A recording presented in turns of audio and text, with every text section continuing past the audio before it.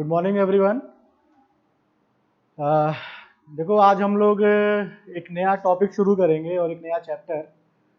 ठीक है, हम लोग अब यूनिट नंबर 4 पे आ गए हैं और यूनिट नंबर 4 में जो हमारा मूल है, जो पढ़ना है, वो बेसिकली अब पढ़ना है हमें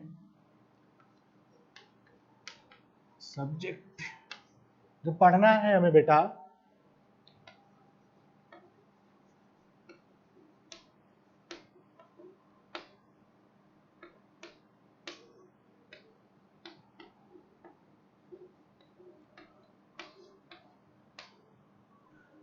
वॉटमीटर्स के बारे में पढ़ना है। ठीक है,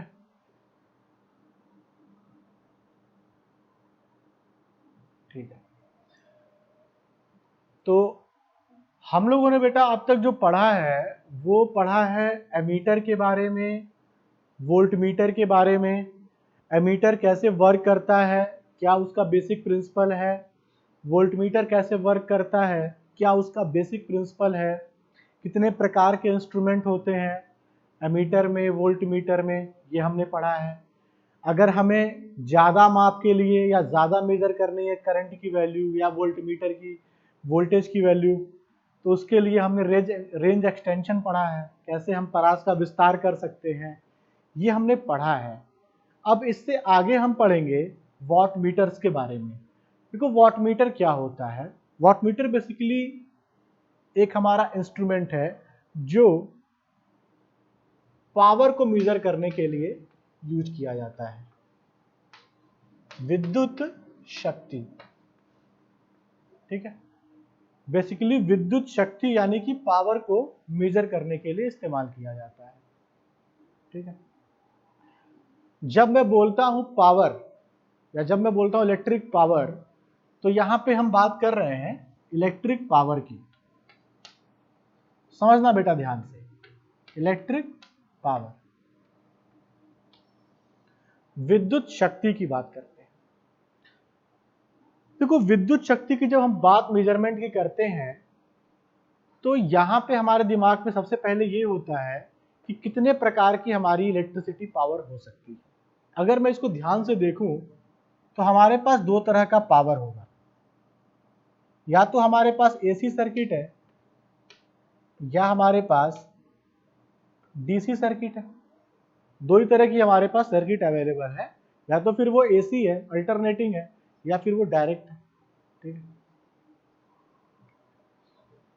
तो जिस प्रकार से हमारी रिक्वायरमेंट है, अगर हमारा एसी परिपथ में, एसी सर्किट में मेजर करना है तो इसी सर्किट का वॉट मीटर इस्तेमाल करेंगे पावर के लिए, और डीसी में करना है तो हम डीसी पावर के लिए वॉट मीटर का इस्तेमाल करेंगे।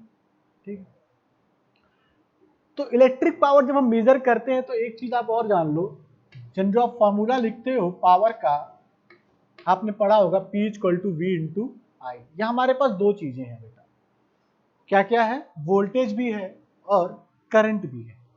ठीक है, पावर क्या होता है, बेसिकली वोल्टेज और करंट का मल्टीप्लिकेशन होता है।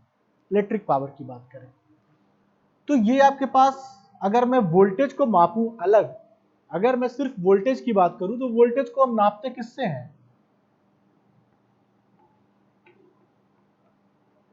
वोल्ट मीटर से नापते हैं, है ना। और एमीटर के लिए, करंट के लिए हम बेटा यूज करते हैं अमीटर। ठीक है,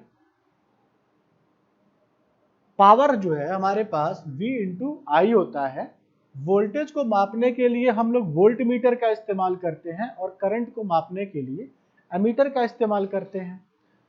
और मापना हमको क्या है, पावर। तो एक जनरल सी अंडरस्टैंडिंग ये समझ में आती है कि पावर जो हमारा है वो बेसिकली क्या है, वोल्टेज और करंट का मल्टीप्लिकेशन है। तो जो हमारा वॉट मीटर है वो क्या है, वो एक ऐसा अरेंजमेंट है, पावर किससे नापते हैं बेटा, वॉट मीटर से, जो भी आज हम लोग पढ़ेंगे। ठीक है, तो वॉट मीटर से पावर नापना हमारे लिए वोल्ट मीटर और एमीटर से वोल्टेज और करंट को अलग अलग मापने जैसा ही है। ठीक है, तो एक वॉट मीटर जब हम बेटा बनाते हैं या हम जब उसको डिजाइन करते हैं, ठीक है, जब कोई वॉट मीटर हम बनाते हैं तो उसमें दोनों चीजें होंगी, एक वोल्ट मीटर का भी फंक्शन होगा, एक एमीटर का भी फंक्शन होगा। मतलब एक तरह से वो वोल्ट मीटर और एमीटर दोनों का कार्य करेगा हमारा पावर, हमारा वॉट मीटर, ठीक है, वोल्टेज और करंट। समझ में आ रहा है? अभी जो मैं बता रहा हूं एक बस बेसिक अंडरस्टैंडिंग के लिए है कि हमको कैसे सोचना है, ठीक है। देखो पढ़ने के लिए आपके पास बुक्स में सब चीजें दी हुई है, बट पढ़ना किस तरह से है, किस स्टेप को फॉलो करें कि चीजें जल्दी समझ में आए और सही समझ में आए, सही दिशा में आए, इसलिए फॉलो करो जो मैं बता रहा हूं कि हमको दिमाग में अब रखना है कि वॉटमीटर, और वॉटमीटर हमारे पास जो होगा उसमें वोल्टमीटर का भी एलिमेंट होगा और एमीटर का भी एलिमेंट होगा, ठीक है।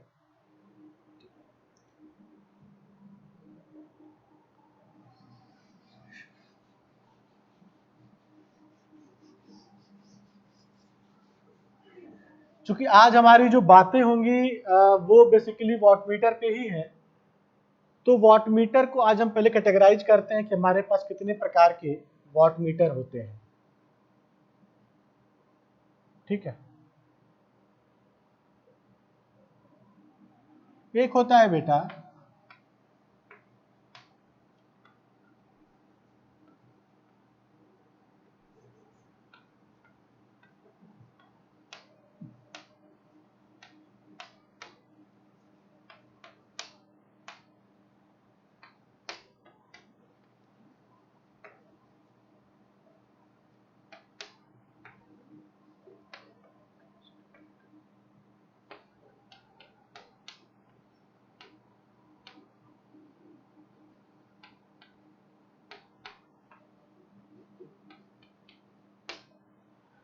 ठीक है,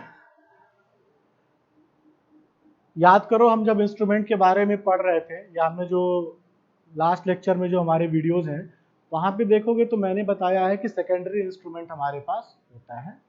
सेकेंडरी इंस्ट्रूमेंट में भी हमने देखा था हमारे पास इंडिकेटिंग टाइप, रिकॉर्डिंग टाइप और ये क्या था, इंडिकेटिंग टाइप और इंटीग्रेटिंग टाइप और रिकॉर्डिंग टाइप, तीन प्रकार के इंस्ट्रूमेंट थे। इंडिकेटिंग टाइप में भी कई प्रकार के थे, मूविंग आयरन था, मूविंग कॉइल था, इलेक्ट्रोडायनोमीटर था, इंडक्शन था, वहां मैंने सब बताया रखा है, ठीक है। तो जो हमारा वॉटमीटर होता है कई प्रकार का हो सकता है, बट जनरली जो हमको पढ़ना है, ठीक है, या तो वो डायनेमोमीटर के प्रकार का होगा, या वो इंडक्शन के प्रकार का होगा, या वो इलेक्ट्रोस्टैटिक के प्रकार का होगा। सिलेबस में शायद आपके एक ही है, सिलेबस में सिर्फ डायनेमोमीटर टाइप ही है आपके, ठीक है ना, सिलेबस में सिर्फ डायनेमोमीटर टाइप ही है। बट ऑब्जेक्टिव क्वेश्चन जब आप करते हो तो आपके दिमाग में होना चाहिए कि अगर क्वेश्चन आ गया कि हमारा जो वॉटमीटर है वो किसमें से किस प्रकार का हो सकता है, और मल्टीपल चॉइस क्वेश्चन है कि इस टाइप का, इस टाइप का, इस टाइप का, ये ऑल ऑफ द एबव, ठीक है, इनमें से सभी, तो ये सभी प्रकार का हो सकता है। डायनामीटर टाइप का भी हो सकता है, इंडक्शन टाइप का भी हो सकता है, इलेक्ट्रोस्टैटिक टाइप का भी हो सकता है, ठीक है। अब वर्ड को पकड़ते हैं एक एक करके। डायनेमोमीटर, डायनेमो क्या होता है आपको पता है, ठीक है। आप लोगों ने फर्स्ट ईयर में बेसिक जो पढ़ा हुआ है, ठीक है, या फिर 12th वगैरह में पढ़ा होगा, जब हम इलेक्ट्रिक, या तो अभी मशीन जो पढ़ रहे हो आप, इलेक्ट्रिक मोटर के बारे में पढ़ रहे हो, जनरेटर के बारे में देख रहे होगे, एसी और डीसी के बारे में आप पढ़ रहे हो ना, मोटर जनरेटर के बारे में। तो इलेक्ट्रोडायनोमीटर टाइप इंस्ट्रूमेंट क्या होता है कि डायनेमिक मतलब क्या हुआ बेटा कि इसमें कुछ ना कुछ डायनेमोमीटर का कॉन्सेप्ट होगा, कुछ मूविंग होगा। डायनेमिक मतलब होता है बेटा जो डायनेमिक होना, मतलब निरंतर बदलाव, ठीक है ना। डायनोमीटर मतलब जिसमें निरंतर बदलाव हो, कांस्टेंट ना हो, हमेशा बदलती रहे चीजें, ठीक है। डायनेमिक है, जैसे हमारा अप्रोच डायनेमिक है, ठीक है, या हमारे देश में, हमारे दुनिया में कुछ ना कुछ रोज हो रहा है, तो डायनेमिक वर्ल्ड है हमारा। तो डायनेमिक का सीधा सा अर्थ क्या होता है, जो चीज काल से है जो मतलब कांस्टेंट नहीं है, जो प्रतिदिन उसमें परिवर्तन हो रहा है, उसको डायनेमिक हम कहते हैं। तो अगर कुछ इस प्रकार का इंस्ट्रूमेंट है जिसमें डायनेमिक तरीके से उसमें कुछ चेंजेस हो रहे हैं, चाहे वो करंट का चेंज हो रहा है, चाहे वो वोल्टेज का चेंज हो रहा है, चाहे उसमें कोई कॉइल चेंज हो रही है, चाहे मैग्नेटिक फील्ड आ रही है, इस तरह की चीजें हों, क्योंकि आप जब पढ़ते डायनोमीटर के बारे में तो उसमें मैग्नेटिक फील्ड आता ही है, ठीक है ना, करंट होता ही है, वोल्टेज होता ही है। तो इस तरह के सारे इंस्ट्रूमेंट जो होते हैं वो डायनोमीटर टाइप इंस्ट्रूमेंट के अंतर्गत आते हैं, जिसमें परिवर्तन होता रहता है, चाहे वो मैग्नेटिक फील्ड का हो, करंट का हो, वोल्टेज का हो, ठीक है। इससे हम शक्ति को प्राप्त करते हैं, पावर को मेजर करते हैं। इंडक्शन टाइप, जिसमें आप, इंडक्शन का मतलब होता है बेटा इंड्यूस्ड करना, प्रेरित करना, ठीक है ना। इसमें हम एक वर्ड जो बोलते हैं प्रेरण, ठीक है। तो ये तो आपको मैंने बताया भी है, प्रेरण के बारे में पहले भी आपने पढ़ा है कि इस टाइप के इंस्ट्रूमेंट में क्या होगा कि प्रेरण की घटना होगी, इंडक्शन की कुछ इंसिडेंट्स होंगे, ठीक है। अगर उस पर ये काम करता है तो वो इंडक्शन टाइप का हमारा होगा वाटमीटर। अगर हमारा इंस्ट्रूमेंट है उसमें इस प्रकार से काम होता है कि वो इंडक्शन की घटना पे काम करता है। इंडक्शन मतलब क्या हुआ कि किसी कुंडली में अगर करंट है और इससे मैग्नेटिक फील्ड प्रोड्यूस हो रही है, और उस कुंडली में मैग्नेटिक फील्ड के प्रोड्यूस होने से किसी और कुंडली में या अपनी ही कुंडली में मैग्नेटिक फील्ड प्रोड्यूस होती है इन द अपोजिट डायरेक्शन, तो होता क्या है बेसिकली कि इस घटना को ही हम बोलते हैं इंडक्शन, ठीक है। मतलब अगर यहाँ पे कोई कॉइल है और इसमें करंट फ्लो कर रही है बेटा, और इसकी वजह से इस कॉइल में भी करंट का फ्लो होने लगे और मैग्नेटिक फील्ड सेटअप हो जाए, तो इससे ये कॉइल इंड्यूस हो गया, इस वाले से प्रेरित हो गया, ठीक है। आप प्रेरित होते हो ना, कोई बच्चा क्लास में या कोई न्यूज़पेपर में देखते हो कोई टॉप किया, कोई अच्छा किया अपनी लाइफ में, तो आप इंड्यूस्ड होते हो, प्रेरित होते हो कि वो अच्छा कर रहा है अपनी लाइफ में तो हम भी अच्छा करें, ठीक है। कोई अच्छा खिलाड़ी है, कोई अच्छा पढ़ने वाला है, ठीक है, कोई टॉपर है, आप भी इंड्यूस्ड होते हो।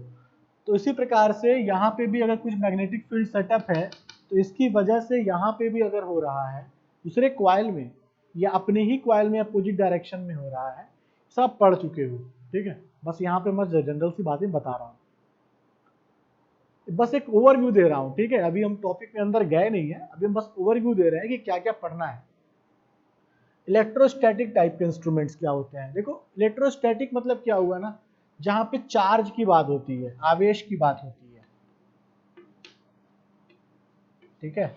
अगर कुछ इस प्रकार का हमारा इंस्ट्रूमेंट है जिसमें हम आवेश यानी कि इलेक्ट्रॉन की बात कर रहे हैं और उसका कुछ इस्तेमाल कर रहे हैं, उसके बेसिस पे हम अगर पावर का मेजरमेंट कर रहे हैं तो हमारा इलेक्ट्रोस्टैटिक टाइप का इंस्ट्रूमेंट होता है, ठीक है। वो हमारा इलेक्ट्रोस्टैटिक टाइप का इंस्ट्रूमेंट होता है। तो ये सिर्फ हमारे प्रकार हैं, ठीक है, कि डायनोमीटर टाइप का अगर इंस्ट्रूमेंट है तो उसमें कुछ मैग्नेटिक फील्ड, करंट, वोल्टेज का मान होगा जो बदलता रहेगा, जिससे पावर प्रोड्यूस होती है। आपने पढ़ा है ना, आप जब पढ़ते हो जनरेटर की बात करें, अगर जनरेटर क्या करता है, जब डायनामो काम करता है, जनरेटर के बारे में आप पढ़े हो ना, जब डायनामो होता है, डायनोमीटर ही कहते हैं उसको, डायनामो ही कहते हैं। डीसी जनरेटर को क्या बोलते हो आप, डायनामो ही तो बोलते हो। जनरेटर क्या करता है बेटा, जनरेटर करता क्या है, आपको इलेक्ट्रिक सप्लाई देता है, मतलब इलेक्ट्रिक पावर देता है,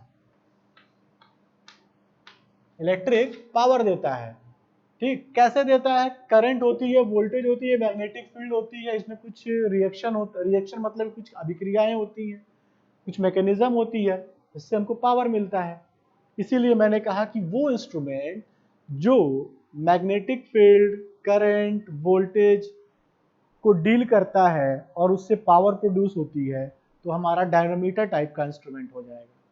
इंडक्शन टाइप मैंने बताया कि वो इंस्ट्रूमेंट जो प्रेरण की घटनाओं पे आधारित होता है, इंडक्शन के इफेक्ट पे आधारित होता है, वो इंडक्शन टाइप होगा। इलेक्ट्रोस्टैटिक टाइप वो इंस्ट्रूमेंट होगा जो चार्ज को डील करता है। इलेक्ट्रोस्टैटिक मतलब कि क्या हुआ कि ऐसे है जो स्थिर वैद्युतिकी हिंदी में कहते हैं, स्थिर वैद्युतिकी, इस परिकल्पना को पे आधारित होता है, तो उसको हम बोलते हैं इलेक्ट्रोस्टैटिक टाइप का इंस्ट्रूमेंट। आपको जो बेटा पढ़ना है सिलेबस में, वो सिर्फ पढ़ना है डायनोमोमीटर टाइप का इंस्ट्रूमेंट को, ठीक है। तो आज हेडिंग लिखो आप, dynamometer type instrument.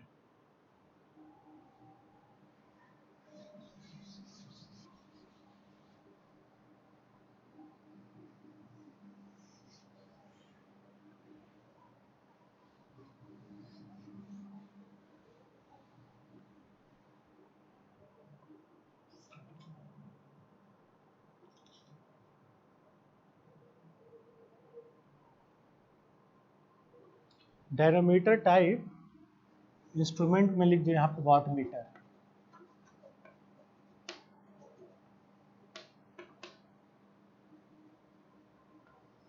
Dynamometer type watt meter, ठीक है।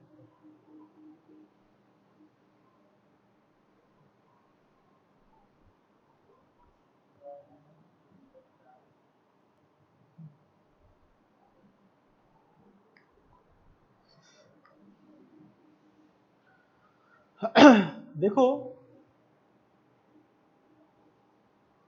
ये हेडिंग डाल लिया, dynamometer type watt meter, Hindi में भी बेटा डायनोमीटर टाइप वाट मीटर ही कहते हैं, ठीक है। हिंदी इंग्लिश एक ही होता है। अब समझना मेरा कॉन्सेप्ट इसमें क्या मैं बताने जा रहा हूँ, ध्यान से समझना बात को, ठीक है।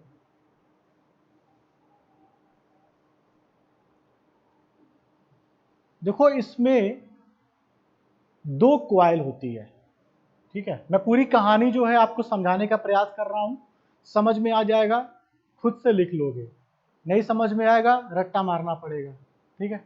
समझना ध्यान से, पूरी कहानी दिमाग में बैठाने का प्रयास करूंगा। क्या होता है, देखो इसमें दो तरह की कुंडली होती है, दो तरह की कुंडली होती है या दो तरह की क्वाइल होती है।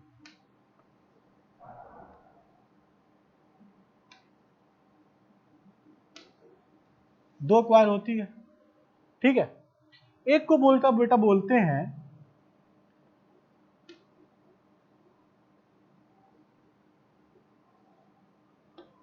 स्टेशनरी क्वाइल एंड दूसरे को बेटा बोलते हैं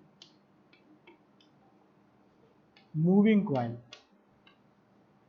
हिंदी में बेटा बोले तो इसको बोलेंगे स्थिर कुंडली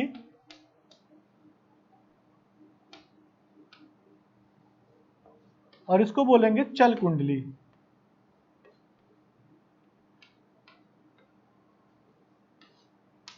ठीक है, दो तरह के हमारे पास क्वाइल होते हैं, स्टेशनरी क्वाइल और मूविंग क्वाइल।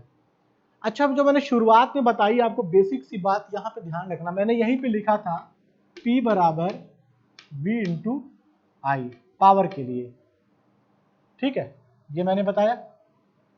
और मैंने यही बताया था कि P से क्या नापते हो बेटा, वाटमीटर, इससे क्या नापते हो बेटा, वोल्ट मीटर,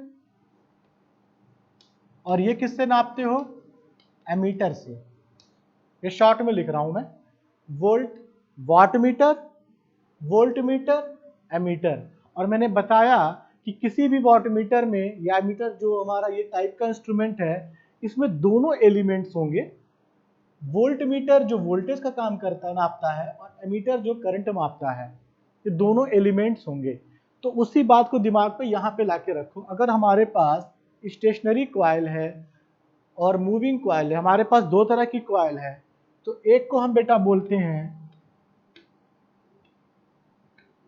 करंट क्वाइल और दूसरे को बोलते हैं वोल्टेज क्वाइल। तो ये होता है करंट क्वाइल और ये होती है वोल्टेज क्वाइल। इसको एक नाम और बोलते हैं बेटा, कहीं कहीं आपको ये भी मिल जाएगा, पोटेंशियल क्वाइल भी कहते हैं, ठीक है, इसको हम पोटेंशियल क्वाइल भी कहते हैं, ठीक है। तो ये करंट क्वाइल, करंट कॉइल बेटा जो होता है हमारा स्टेशनरी कॉइल होता है, जो स्थिर रहता है, जो फिक्स रहता है। वोल्टेज कॉइल जो मूविंग होता है, जो मूव कर सकता है, जो चल कुंडली का होता है, उसको पोटेंशियल कॉइल भी कहते हैं। अब ये बातें क्यों शुरुआत हो रही हैं? शुरुआत इसलिए हो रही है कि मैंने आपको शुरू में बताया है कि अगर हमारे पास कोई इंस्ट्रूमेंट है, जैसे ये हमारे पास है, ठीक है, ये स्केल है, ये स्केल है, ये हमारा कोई वॉटमीटर है, ठीक है, ये मान लो कोई भी रीडिंग शो कर रहा होगा, ये वॉटमीटर है। वॉटमीटर ऐसा भी होता है, बाहर से दिखने में ऐसा है वॉटमीटर, ये मान लो ऐसे है, ठीक है। ये वाला जो बेटा पार्ट है ना, ये जो पॉइंटर है, ये तो मूव करता है, अपने स्थान से घूमता है, ये मूव कर सकता है। तो यहां जो कॉइल होगा बेटा, वो कौन सा कॉइल होगा, आप खुद ही बता सकते हो। क्योंकि ये वाला पार्ट जो है ये मूव करता है पॉइंटर का, तो ये जो होगा ये मूविंग कॉइल होगा या पोटेंशियल कॉइल होगा। इसको बेटा वीसी बोल रहे हैं, voltage coil. V for voltage, C for coil, voltage coil, या पीसी भी कहते हैं, पोटेंशियल कॉइल भी कहते हैं, इसको पीसी भी कहते हैं।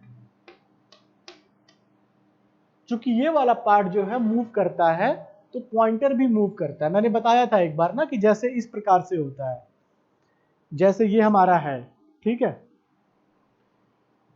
ये जो है ना बॉक्स जैसा, ये मान लो कि स्ट्रिप है, कोई टुकड़ा है, इसी पे पॉइंटर ऐसे रखा होता है, तो ये पॉइंटर घूमता है, ये जब स्ट्रिप घूमती है तो पॉइंटर भी घूमता है, वो रीडिंग शो करता है, ठीक है। तो ये पूरा सेट एक साथ घूमता है, इसी पे ये फिक्स होता है, माउंटेड होता है, ठीक है।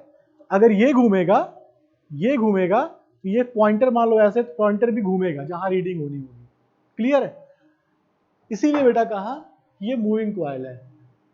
और तो दूसरी कॉइल जो होगी वो क्या होगी, करंट कॉइल होगी। इसमें करंट बहेगी तो वो हम कहेंगे सीसी करंट कॉइल होगी। एक कॉइल करंट कॉइल होगी, एक होगी वोल्टेज कॉइल। दोनों बातें क्लियर हो गई, ठीक है। अब क्या होता है इसमें, हम क्या कहते हैं कि हम स्टेशनरी यानी कि स्थिर कुंडली को दो पार्ट में बांटते हैं। इसको दो पार्ट में स्प्लिट कर देते हैं, दो क्वाइल में, एक ही क्वाइल को दो पार्ट में हम स्प्लिट कर देते हैं। और ऐसा अलग अलग करते हैं, स्प्लिट करते हैं कि दोनों एक दूसरे के समांतर क्रम में हो, पैरेलल में हो, ठीक है, दोनों एक दूसरे के समांतर क्रम में हो। तो एक बात और समझ में आई कि करंट कॉइल जो होता है वो स्प्लिट होता है, वो दो पार्ट में होता है। स्टेशनरी कॉइल हमारा दो पार्ट में होता है, पार्ट 1 और पार्ट 2 हमने कह दिया। दो पार्ट में क्यों होता है, इसलिए होता है कि दो पार्ट में होने के कारण जब दो भाग में बट जाता है तो करंट कॉइल में चूंकि करंट बहती है, तो इस करंट के बहने से यहां पे चुंबकीय क्षेत्र उत्पन्न होता है, चुंबकीय क्षेत्र उत्पन्न होता है। अगर चुंबकीय क्षेत्र उत्पन्न हो रहा है और अगर मैं दो मान लो कि हमारे पास एक कॉइल ये है और एक कॉइल ये है, ये दो कॉइल है, ये पार्ट 1 है, ये पार्ट 2 है। अब यहां पे अगर मैंने कोई, यहां जो मैग्नेटिक फील्ड होगा बेटा वो स्ट्रांग होगा, क्योंकि अभी दो पार्ट में बट चुका है। सिर्फ एक कॉइल होता तो यहां पे मैग्नेटिक फील्ड इस तरह से होता। अब क्या है, इसकी मैग्नेटिक फील्ड, इसकी भी मैग्नेटिक फील्ड। बात समझ में आ रही है? तो करंट कॉइल को हम दो पार्ट में इसीलिए विभक्त करते हैं कि उसका जो चुंबकीय क्षेत्र हो वो स्ट्रांग हो जाए, चुंबकीय क्षेत्र यहाँ पे अच्छे से प्रोड्यूस हो जाए, ठीक है। तो दो पार्ट में हम करंट कॉइल को बांटते हैं। वोल्टेज कॉइल जो है हमारा वैसे ही रहता है, इसको मूविंग कॉइल कहते हैं। बात समझ में आ गई? अब एक फिगर बनाता हूं, वहां से आपको समझ में आ जाएगा, ये बेसिक सी बात समझ में आ गई होगी, ठीक है। चलो,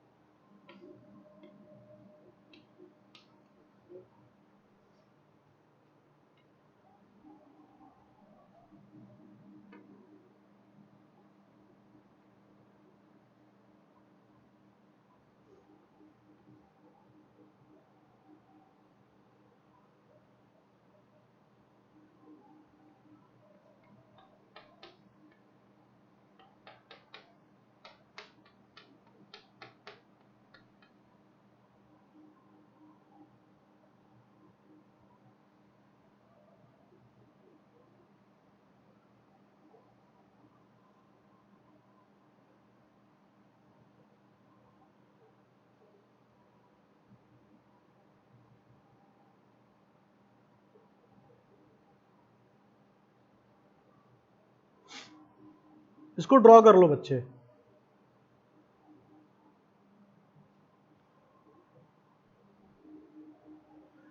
जो हमारी वोल्टेज कॉइल होता है उसको प्रेशर कॉइल भी कहते हैं, वोल्टेज कॉइल भी कहते हैं, पोटेंशियल कॉइल भी कहते हैं, और एक वर्ड में बोल रहा हूं प्रेशर कॉइल, प्रेशर कॉइल भी कहते हैं, कहीं कहीं प्रेशर कॉइल भी मिल जाएगा। हिंदी में बेटा बोलते हैं दाब कुंडली। ठीक है, तो याद रखना ये तीनों नाम उसको कहते हैं, किसको? वोल्टेज वाले कॉइल को। ठीक है, जो मूविंग है, प्रेशर कॉइल भी कहते हैं, वोल्टेज कॉइल भी कहते हैं।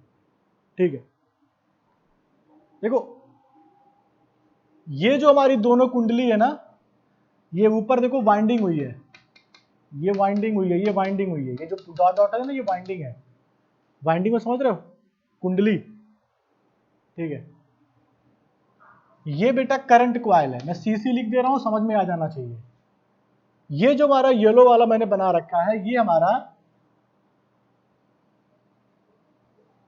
वोल्टेज कॉइल है या प्रेशर कॉइल है, इसको पीसी भी कह सकते हैं, प्रेशर कॉइल या पोटेंशियल कॉइल, जो भी कह लो। ठीक है, यहां एक रेजिस्टेंस बेटा लगा है आर, बताऊंगा क्यों लगा है। हाई रेजिस्टेंस इसको बोलते हैं, आर को बोलते हैं। ये बहुत अच्छा ऑब्जेक्टिव क्वेश्चन बनता है आपके एग्जाम के लिए, कि जो मूविंग कॉइल से एक रेजिस्टेंस लगा होता है, बस उसका रेजिस्टेंस कैसा होता है, हाई होता है या लो होता है? तो हाई होता है। ठीक है,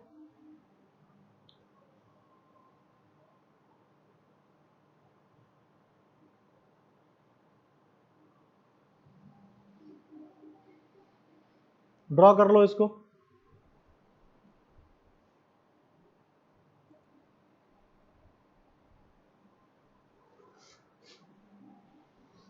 यहां पे ध्यान से देखना, देखो बेटा ये जो हमने बनाया है, ये किसी वॉटमीटर का एक सिंबॉलिक डायग्राम है, उसके अंदर ऐसे ऐसे चीजें होती हैं। ये करंट कॉइल है, ये भी करंट कॉइल है, ये वोल्टेज कॉइल है, ये तो बेटा पता है ना क्या है, पॉइंटर है या ठीक है, ये तो आप लिख लोगे, ये इसको स्केल कहते हैं। ठीक है, ये सप्लाई आ रही है, यहाँ पे लोड है। ठीक है, जो मेजर करना है फाइनली, जो वोल्टेज मेजर करना है, पावर मेजर करना है, लोड से ही मेजर करते हैं। अगर मैं इसको सर्किट डायग्राम के फॉर्म में बनाऊं तो बेटा इसको सर्किट में ऐसे बनाते हैं, आपको कहीं भी वॉटमीटर दिखेगा ऐसे ही दिखेगा।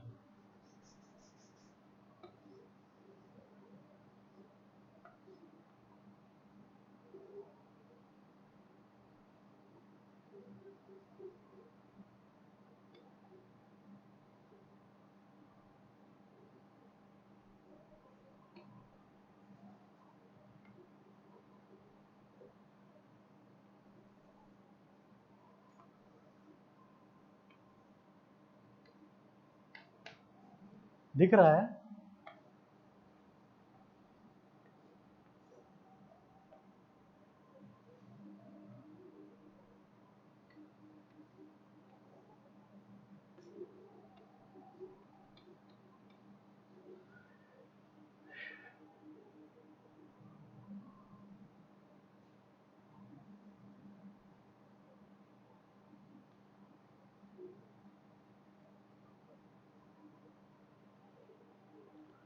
देखो समझ लो बेटा ध्यान से, जो मैंने यहाँ पे बनाया है ना, इसी का ये सर्किटल डायग्राम है।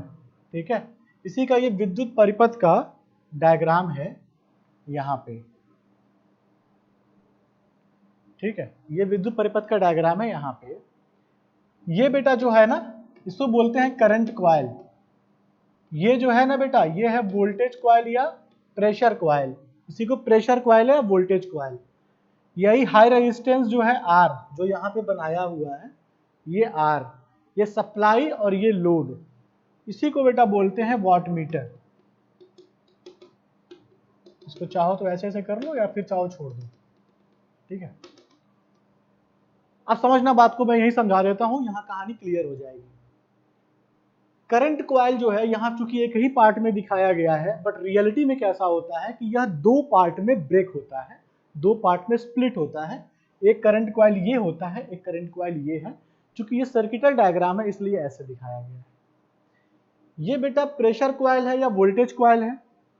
प्रेशर कॉइल वोल्टेज कॉइल क्या होता है, देख रहे हो ये होता है, और इसका रेजिस्टेंस लगा है R। अब आप समझो, नाम से ही क्लियर है, सीसी मतलब करंट कॉइल।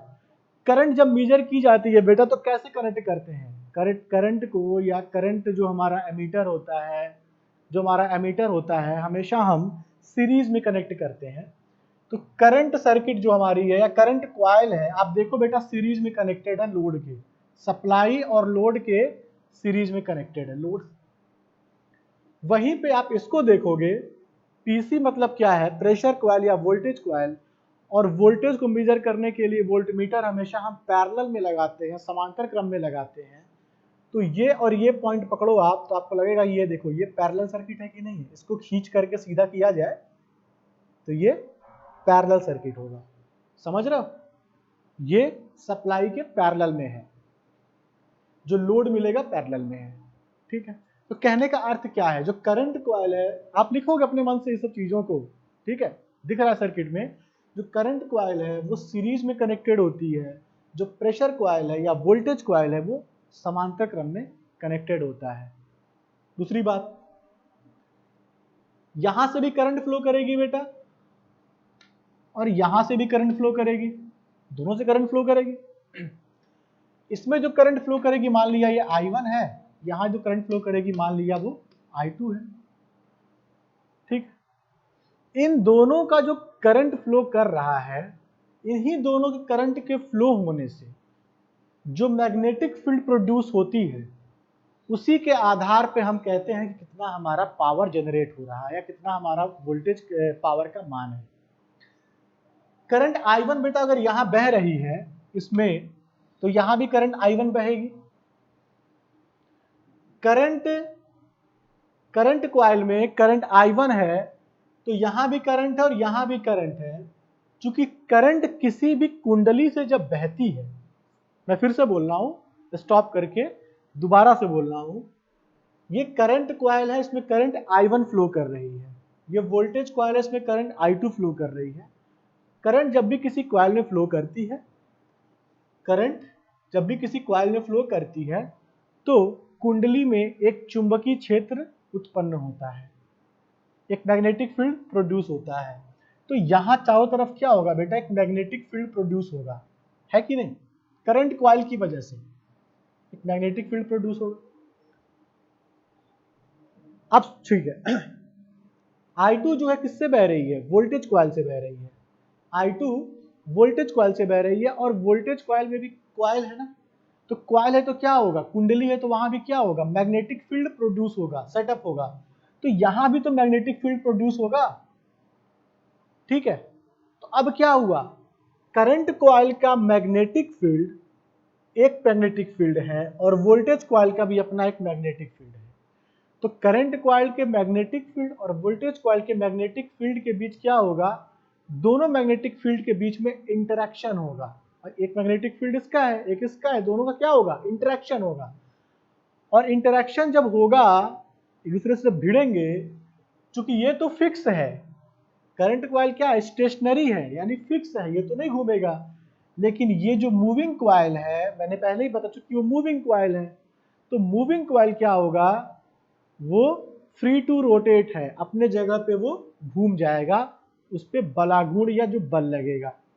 तो इन दोनों के चुंबकत्व के कारण या चुंबकीय क्षेत्र के कारण इस पे जो बल लगेगा, चुंबकीय बल लगेगा, जिसके द्वारा ये हमारा मूविंग कॉइल जो है वो मूव कर जाएगा, और जैसे जैसे वो मूव करेगा हमको पॉइंटर से उसका मान पता चलता जाएगा, ठीक है। अगर करंट का मान ज्यादा होगा, I1 का मान ज्यादा होगा, तो करंट स्ट्रांग होगी तो मैग्नेटिक फील्ड भी स्ट्रांग होगी, मैग्नेटिक फील्ड स्ट्रांग होगी तो मैग्नेटिक फील्ड डेंसिटी, चुंबकीय क्षेत्र का घनत्व भी ज्यादा होगा। और चूंकि मैग्नेटिक फील्ड का घनत्व ज्यादा होगा, तो आपने पढ़ा है F = BIL, करंट ज्यादा है, मैग्नेटिक फील्ड की डेंसिटी ज्यादा है, तो लगने वाला बल भी ज्यादा होगा। तो जितना ज्यादा बल लगेगा उतना ही ज्यादा हमको रीडिंग मिलेगी, उतना ही ज्यादा हमको वैल्यू मिलेगी पावर की। बात क्लियर है? अब कहां तक बात आ गई? आर पे बात है कि आर क्यों लगाते हैं। देखो ऐसा है ना, जब हम करंट कॉइल को बना रहे हो, ये कब समझ में आ गया? मेरे ख्याल से वर्किंग आपको समझ में आ गया होगा। ठीक है, अब आते हैं इस पे फिर से। जो करंट कॉइल हम बनाते हैं, तो करंट कॉइल, अच्छा शुरुआत करो एमीटर से। मैंने बताया था एमीटर की कुंडली के बारे में कि एमीटर की जो कुंडली होती है बेटा, वो कुछ ऐसा करते हैं कि उसका रेजिस्टेंस जो हो वो कम हो।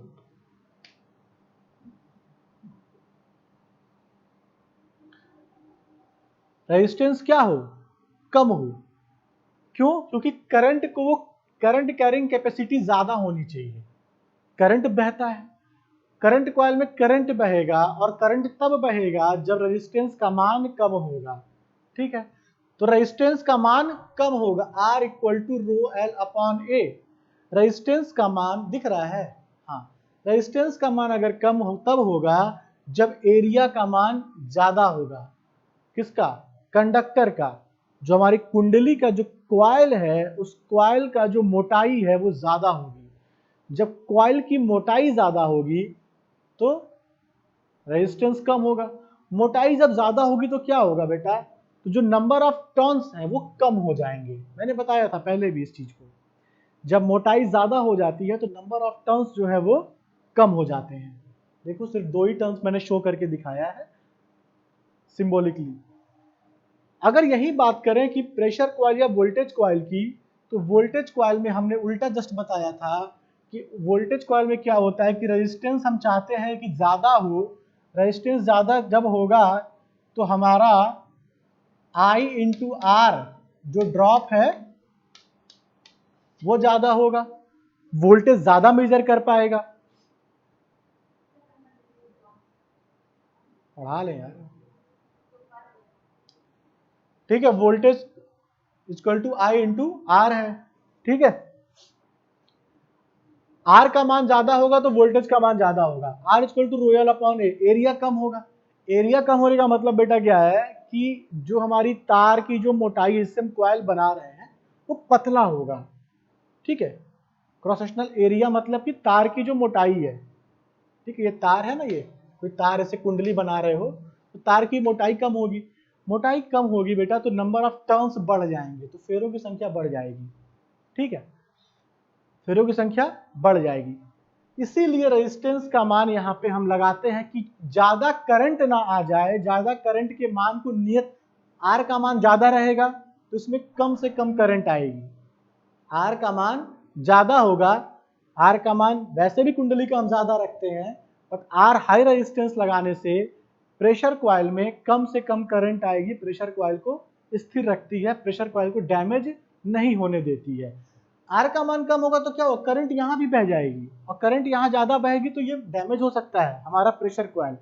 तो सिर्फ इसलिए हम लगाते हैं सीरीज में, प्रेशर कॉइल के सीरीज में। ये ऑब्जेक्टिव क्वेश्चन बनता है कि प्रेशर कॉइल के सीरीज में कौन सा रेजिस्टेंस लगाते हैं? आर की वैल्यू, आर रेजिस्टेंस लगाते हैं, हाई रेजिस्टेंस लगाते हैं in series with pressure coil.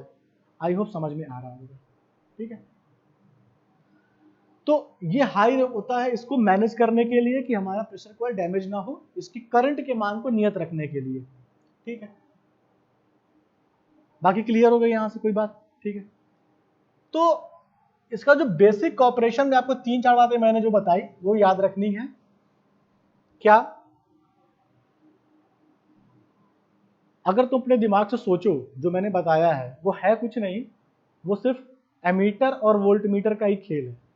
देखो, हालांकि लिखना नहीं है आपको एग्जाम में, ये बस मैं समझने के लिए बता रहा हूं, और ऐसा होता भी नहीं है, बट याद करने के लिए। देखो, ये जो करंट कॉइल है ये करंट का मान दे रहा है, ये जो वोल्टेज कॉइल है ये वोल्टेज का मान दे रहा है, अब पावर का मान हम यहां से निकाल लेते हैं। तो दिमाग में ऐसे रखना है कि इसमें एक करंट कॉइल होगा जो 2 पार्ट में स्प्लिट होगा, 2 पार्ट में बटा होगा, दोनों पैरेलली होंगे। एक हमारा पोटेंशियल कॉइल होगा या प्रेशर कॉइल होगा। प्रेशर कॉइल हमारा मूवेबल होगा, जो अपने एक्सिस पे घूम सकता है, जो पहले मैंने बताया है ना जिस प्रकार का इंस्ट्रूमेंट होता है वैसे ही है ये। ठीक है, यहाँ पे बना हुआ है।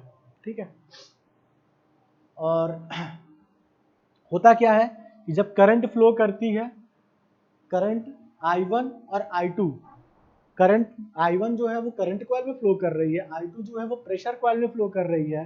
तो दोनों के करंट फ्लो करने से दोनों की कुंडलियों में क्या होगा, चुंबकीय क्षेत्र उत्पन्न होता है, मैग्नेटिक फील्ड इंटेंसिटी हाई होती है, मैग्नेटिक फील्ड डेंसिटी हाई होती है। तो इन दोनों के कारण, चुंबकीय क्षेत्र के कारण आपस में क्या होता है, एक फोर्स ऑफ इंटरेक्शन होता है। और चूंकि जो मूविंग वाली है वो फ्री टू मूव है, मूवने स्वतंत्र है घूमने के लिए, तो अपने एक्सिस से वो क्या हो जाती है, घूम जाती है। ठीक है, क्लियर है? चलो अच्छी बात है। तो अभी फिलहाल इसमें इतना ही है, और नेक्स्ट जब हमारी क्लास होगी ना तो मैं कुछ पॉइंट्स लिखवा दूंगा। फिलहाल के लिए अभी के लिए इतना ही, ठीक है। और कोई दिक्कत आपको अगर सब्जेक्ट में है तो आप पर्सनली मुझे मैसेज भी कर सकते हो, ग्रुप पे मैं अटैच हूँ, कॉन्टैक्ट नंबर तो मेरा है ही वहाँ पे, तो आप मुझे मैसेज कर सकते हो, ठीक है। कहीं कोई डाउट हो आप कॉल करके पूछ भी सकते हो, और अपना फीडबैक भी देना है आपको, ठीक है। ठीक है, थैंक यू सो मच।